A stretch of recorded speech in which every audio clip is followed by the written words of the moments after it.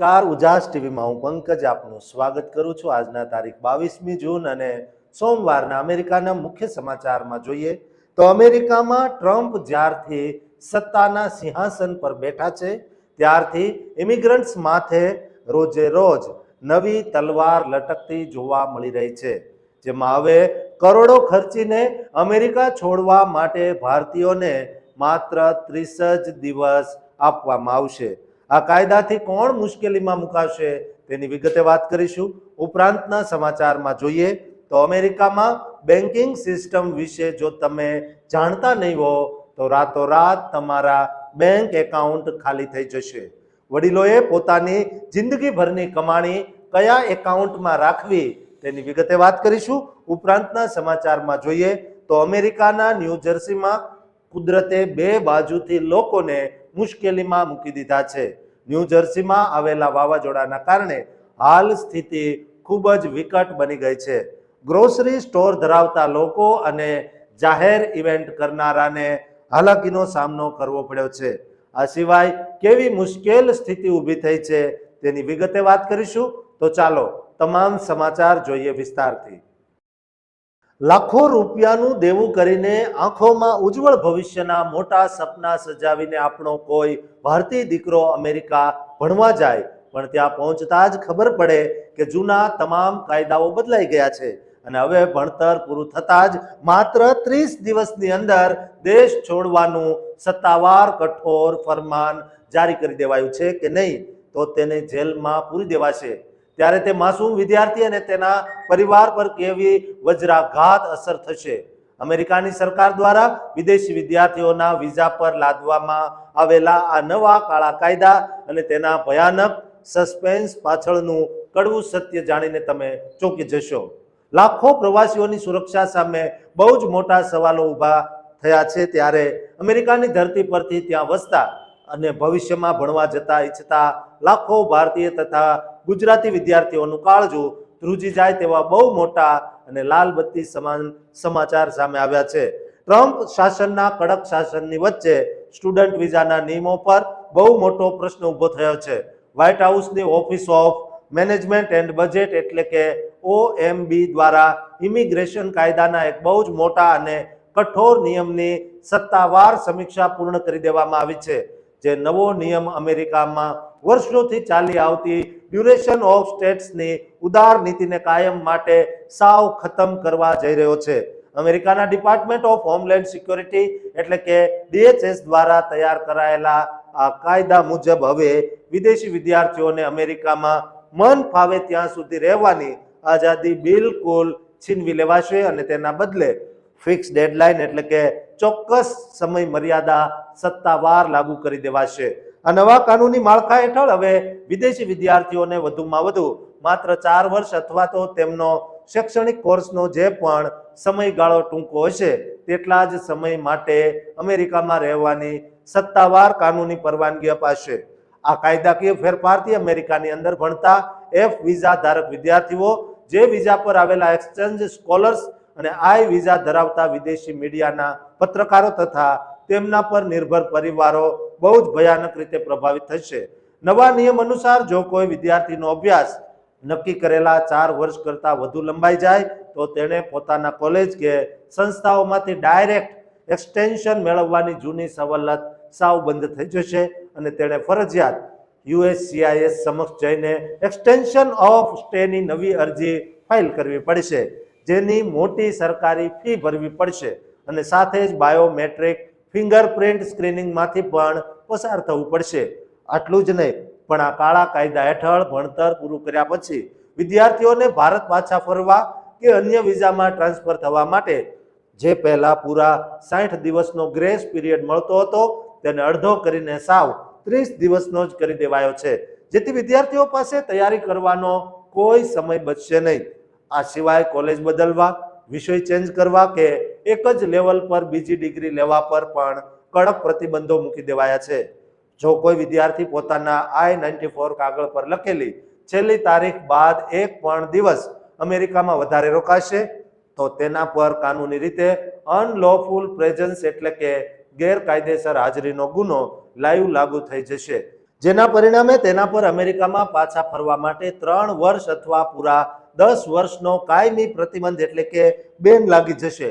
DHS દ્વારા આ કઠોર પ્રસ્તાવ ઓગસ્ટ 2025માં રજૂ કરાયો હતો અને જનતાની ટિપ્પણીઓ બાદ મે 2026માં ફાઇનલ કાગળો સોંપાયા હતા, જેને OMB દ્વારા ગત 17 જૂન 2026ના રોજ ઓફિશિયલી મંજૂરી આપી દેવાય છે.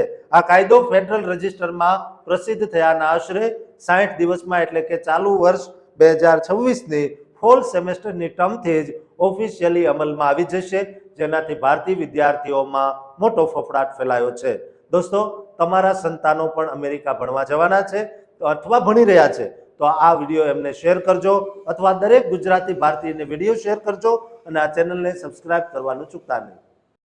અમેરિકાના જુદા જુદા રાજ્યોમાં વસતા લાખો ભારતીયો અને ખાસ કરીને આપણા ગુજરાતી પ્રવાસીઓ માટે તેમના નાણાકીય ભવિષ્યને સાવ સુરક્ષિત રાખતા બહુ જ મોટા સત્તાવાર અને માર્ગદર્શન આપતા સમાચાર સામે આવ્યા છે.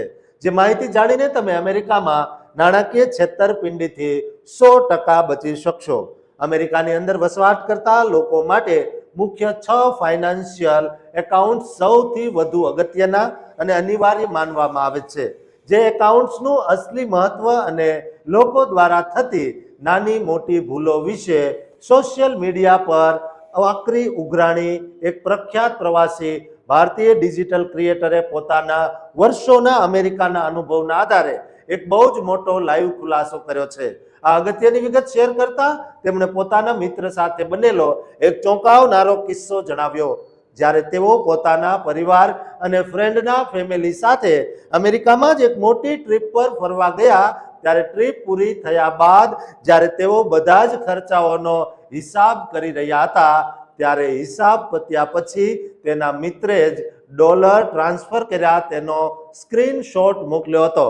પરંતુ સ્ક્રીનશોટ મોકલવામાં મિત્રે એક બહુ મોટી ભૂલ કરી કે તેના ચેકિંગ એકાઉન્ટમાં કેટલું બેલેન્સ પડ્યું છે તે પણ ફોટામાં સાવ દેખાતું હતું, જેમાં જરૂરિયાત કરતાં વધુ જ ડોલર્સ જમા પડેલા હતા. આ જોઈને મિત્રએ તેને ફોન કરી 2 કાનૂની બાબતો માટે બહુ જ ખખડાવ્યો. પહેલું તો પોતાનું બેંક બેલેન્સ દેખાય તેવા સ્ક્રીનશોટ કોઈને પણ ક્યારેય શેર ન કરવા જોઈએ, ભલે તે તમારો જીગરજાન દોસ્ત કેમ ન હોય. અને બીજું કે ચેકિંગ એકાઉન્ટમાં આટલા બધા પૈસા ન રખાય. જોકે ત્યારબાદ તેના મિત્રે સામો મોટો ખુલાસો કર્યો. તે એક નવું ઘર ખરીદી રહ્યો છે અને આ કિંમતી પૈસા તે ઘરના ડાઉન પેમેન્ટ માટે રાખેલા હતા અને માત્ર એક જ અઠવાડિયામાં તેનું ઓફિશિયલ ક્લોઝિંગ થવાનું હોવાથી આ રકમ ચેકિંગમાં હતી, જેથી તેની વાત સાવ વાજબી સાબિત થતી હતી. અમેરિકાના આ 6 મુખ્ય એકાઉન્ટની કાનૂની સમજણ આપતા તેમણે જણાવ્યું કે સૌથી પહેલું ચેકિંગ એકાઉન્ટ છે, જેમાં મોટા ભાગના લોકોનો પગાર ડાયરેક્ટ ડિપોઝિટ થાય છે અને આમાંથી જ ક્રેડિટ કાર્ડના બિલ, મંથલી મોર્ગેજ એટલે કે ઘરની લોનના હપ્તા, કારની લોન અને તમામ ઘરના ભાડાના મંથલી ખર્ચાઓ ચૂકવાતા હોય છે. આ બધા બિલિંગ જો ઓટોમેટિક કરી દેવાય તો કામ સાવ ઈઝી બની જાય, પરંતુ લોકો ભૂલ એ કરે છે કે આમાં બહુ વધારે પૈસા રાખે છે. જ્યારે ચેકિંગ એકાઉન્ટમાં બેંકો માત્ર 0.001% જેટલું સાવ નહિવત વ્યાજ આપે છે, જેથી અહીં 5,000 થી 10,000 ડોલરની એક લિમિટ સેટ કરી નોટિફિકેશન ઓન રાખવું જોઈએ અને મેન્ટેનન્સ ફીથી બચવા માટે ક્રેડિટ યુનિયનમાં એકાઉન્ટ ખોલાવવું બેસ્ટ છે, જ્યાં પગાર પણ એક દિવસ વહેલો એટલે કે શુક્રવારના બદલે ગુરુવારે જ જમા થઈ જાય છે. બીજા ક્રમે online high yield saving account આવે, જેમાં મિનિમમ 3 થી 4% જેટલું પ્રચંડ APY એટલે કે વ્યાજ મળે છે, જેમાં આગામી 6 મહિના કે 1 વર્ષના ઘર ખર્ચનું અસલી ઇમરજન્સી ફંડ પાર્ક કરવું જોઈએ. ત્રીજું સૌથી મહત્વનું એકાઉન્ટ 401k છે, જે એક ઓફિશિયલ રિટાયરમેન્ટ સેવિંગ પ્લાન છે, જેમાં કંપનીઓ પણ 3 થી 6% જેટલું ફંડ મેચ આપતી હોય છે. અહીં લોકો પૈસા તો કાપે છે પણ તેને યોગ્ય ફંડ જેમ કે S&P 500 કે ટાર્ગેટેડ ડેટેડ રિટાયરમેન્ટ ફંડમાં ઇન્વેસ્ટ કરવાનું ભૂલી જાય છે, જેથી પૈસા એમનેમ કેશ પડ્યા રહે છે અને જોબ ચેન્જ કરતી વખતે આ જૂના ફંડને નવી કંપનીમાં ઓફિશિયલી રોલ ઓવર કરાવી દેવું જોઈએ, જેથી મલ્ટિપલ એકાઉન્ટ્સ હેન્ડલ ન કરવા પડે. ચોથું બ્રોકરેજ એકાઉન્ટ છે, જેમાં તમે સ્ટોક્સ, બોન્ડ્સ અને ઇન્ડેક્સ ફંડમાં ઇન્વેસ્ટ કરી શકો છો. પરંતુ લોકો અલગ અલગ કંપનીઓમાં એક સરખા ફંડ ખરીદવાની ભૂલ કરે છે, જેમ કે વેનગાર્ડમાં VOO અને સ્વોબમાં સ્પાય ખરીદે છે, જે બંને એક જ છે, ઇન્ડેક્સને ટ્રેક કરે છે, જેથી માત્ર એક જ બ્રોકરેજ એકાઉન્ટમાં કમ્પાઉન્ડિંગ થવા દેવું જોઈએ. પાંચમું, 529 કોલેજ સેવિંગ પ્લાન છે, જે બાળકોના ઉચ્ચ શિક્ષણ માટે બેસ્ટ છે. તેનો ગ્રોથ સાવ ટેક્સ ફ્રી હોય છે. આ એકાઉન્ટ બાળકનો જન્મ થતાં જ સોશિયલ સિક્યુરિટી નંબર આવતાની સાથે જ ઓપન કરાવી દેવું જોઈએ, જેથી વ્યાજ કમ્પાઉન્ડ થાય, અને જો બાળક કોલેજ ન જાય તો આમાંથી મહત્તમ $35,000 સુધીની રકમ ટેક્સ ફ્રી રીતે રોથ IMA માં ટ્રાન્સફર કરી શકાય. અને છઠ્ઠું તથા છેલ્લું, HSA એકાઉન્ટ, જે મેડિકલ ખર્ચ માટે ટ્રિપલ ટેક્સ એડવાન્ટેજ એટલે કે પ્રચંડ સરકારી ટેક્સ મુક્તિ આપે છે. આ તમામ ફાઇનાન્શિયલ એકાઉન્ટમાં ગ્રાહકોએ પોતાનું બેનિફિશિયરી એટલે કે વારસદારનું નામ એડ કરવાનું ક્યારેય ન ભૂલવું જોઈએ. દોસ્તો, સૌથી મોટી સિક્યોરિટી ટીપ એ છે કે આ નાણાકીય એકાઉન્ટ માટે પોતાનું પર્સનલ ઈમેલ ક્યારેય વાપરવું નહીં, પરંતુ એક તદ્દન અલગ અને સેપરેટ ઈમેલ આઈડી રાખવું અને દરેકના પાસવર્ડ સાવ અલગ રાખવા, જેથી ઈમેલ હેક થાય તો પણ તમારી જિંદગીની કરોડોની મૂડી સાવ સુરક્ષિત રહે. દોસ્તો, અમેરિકામાં આપણા ગુજરાતી દરેક ભારતીયને આ વિડીયો શેર કરજો, કારણ કે મોટા ભાગે તેમના નાણાં ઊંચાઈ જતા હોય છે, પણ જો આ એમને ખબર હોય તો તેઓ અલગ અલગ એકાઉન્ટ રાખી શકે. દોસ્તો, આ ચેનલને સબસ્ક્રાઇબ કરવાનું પણ ચૂકતા નહીં. અમેરિકાના ન્યૂ જર્સી રાજ્યમાંથી ત્યાં વસતા લાખો પ્રવાસી ભારતીયો અને ખાસ કરીને આપણા ગરવા ગુજરાતના બિઝનેસમેનોને ભારે ચિંતામાં મૂકી દેનારા અને મોસમનો ભયાનક મિજાજ બદલાયાના સત્તાવાર સમાચાર સામે આવ્યા છે, જે હવામાને ટ્રમ્પ શાસનની વચ્ચે પ્રવાસીઓના આર્થિક વેપાર અને સ્વાસ્થ્ય પર બહુ મોટો પ્રશ્ન ઊભો કર્યો છે. હવામાનની વૈશ્વિક એજન્સી એક્યુવેધર, નેશનલ વેધર સર્વિસ અને ન્યુયોર્ક સિટી ઇમરજન્સી મેનેજમેન્ટના સંયુક્ત ઓફિશિયલ ડેટા વેરિફિકેશન અનુસાર ન્યૂ જર્સીની અંદર ચાલુ સમર એટલે કે ઉનાળાની સિઝન અગાઉના વર્ષોના સરેરાશ તાપમાન કરતાં બહુ જ વધુ ગરમ, ભયાનક વરાળવાળી અને અતિશય ભેજવાળી સાબિત થઈ રહી છે. તાજેતરના દિવસોમાં ન્યૂ જર્સીનું મહત્તમ તાપમાન 27 થી 32 ડિગ્રી સેલ્સિયસ એટલે કે 80 થી 90 ડિગ્રી ફેરનહીટની આસપાસ નોંધાઈ રહ્યું છે, જ્યારે કેટલાક વિસ્તારોમાં તો તાપમાનનો પારો 90 ડિગ્રી ફેરનહીટને પણ લાઈવ વટાવી ગયો છે અને રાત્રિનું લઘુત્તમ તાપમાન 18 થી 22 ડિગ્રી સેલ્સિયસ આસપાસ રહે છે, જેના લીધે હીટ ઇન્ડેક્સ એટલે કે માણસોને અનુભવાતી ગરમી બહુ જ ઊંચી અને અસહ્ય બની ગઈ છે. આ કાળઝાળ ગરમીની વચ્ચે ગત 21 જૂન રવિવારના રોજ આકાશમાં આંશિક વાદળો છવાયા બાદ ભયાનક ગરમીની સાથે વરસાદ અને વાવાઝોડાની શરૂઆત થઈ હતી, જ્યારે બીજા જ દિવસે એટલે કે 22 જૂન સોમવારના રોજ ન્યૂ જર્સીમાં કિલર થંડરસ્ટોર્મ એટલે કે પ્રચંડ વીજળીના કડાકા ભડાકા સાથે 1 થી 2 ઇંચ જેટલો ભારે વરસાદ ખાબક્યો છે, જેના કારણે સ્થાનિક લો લાઇંગ એટલે કે નીચાણવાળા વિસ્તારોમાં ફ્લેશ ફ્લડિંગ એટલે કે અચાનક પૂર આવવાનું ભયાનક જોખમ વધી ગયું છે અને સરકારી એજન્સીઓએ તાત્કાલિક ઓફિશિયલ ટ્રાવેલ એડવાઇઝરી અને સિવિયર થંડરસ્ટોર્મ કાનૂની એલર્ટ જાહેર કરી દીધા છે. ન્યૂ જર્સીની અંદર રિટેલ, ટ્રાન્સપોર્ટ, હોટેલ્સ અને ખાસ કરીને મોટા રેસ્ટોરન્ટ બિઝનેસમાં સક્રિય આપણા ગુજરાતી સમુદાય પર આ ખરાબ હવામાનની બહુ જ આકરી અને માઠી અસર જોવા મળી રહી છે.